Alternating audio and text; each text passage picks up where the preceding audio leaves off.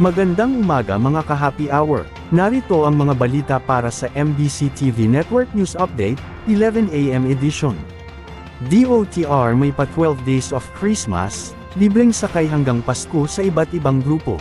Magkakaroon ng Department of Transportation ng 12 araw na libreng sakay sa LRT1, LRT2, at MRT3 simula bukas, December 14 hanggang December 25, araw ng Pasko. Ito ay alinsunod sa utos ni Pangulong Bongbong Marcos na tiyaking ligtas, maginhawa, at masaya ang biyahe para sa mga commuters ngayong Kapaskuhan. Sa ilalim ng programang 12 days na libreng sakay, bawat araw ay may nakatalagang sektor na maaaring bumiyahe ng libre sa 3 rail lines. Nais ng programa na maipadama sa publiko ang diwa ng Kapaskuhan, sa pamamagitan ng libreng ligtas at komportableng biyahe. Inaanyayahan ng DOTR ang bawat isa na makiisa sa handog na libreng sakay.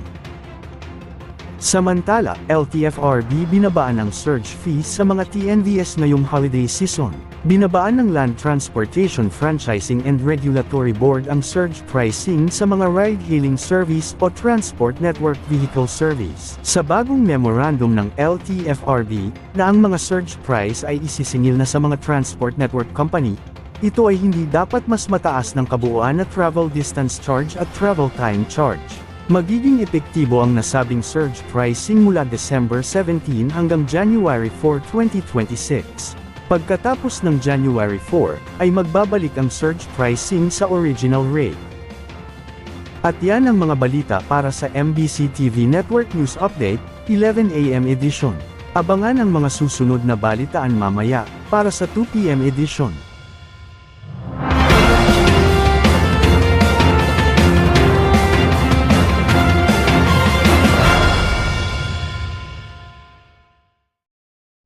Mga ka-happy hour, kung gusto mong manood ang mga balita sa MBC TV Network News Update, mag-subscribe sa aming YouTube channel, i-like ang aming Facebook page, at i-follow sa aming TikTok account.